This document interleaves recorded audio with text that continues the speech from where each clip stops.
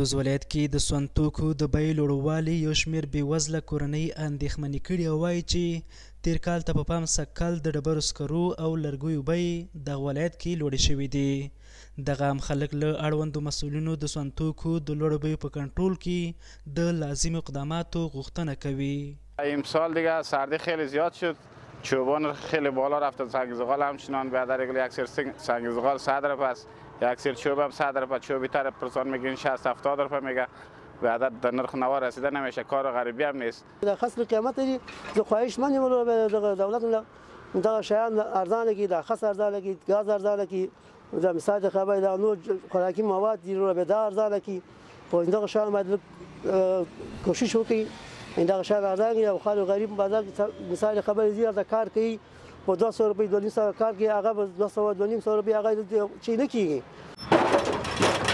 ورته مهال یو شمېر هغه کسان چې دغه ولایت کې د سون توکو پیرپلور کوي د یادو توکو د بیې لوړوالي په برخه کې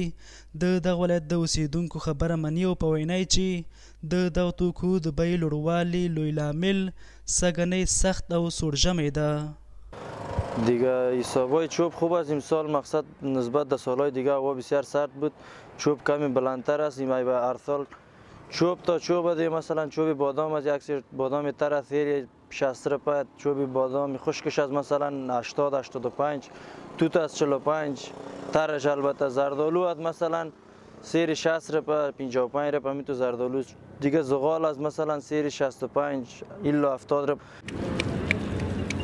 د کندوز ولایت اوسیدونکي داسې مهال د سون توکو د لوړو بیو څخه سر ټکوي چې په دې وروستیو ورځو کې دغه ولایت کې د خوراکي توکو د بیو لوړوالي هم خلک اندېښمن کړي دي.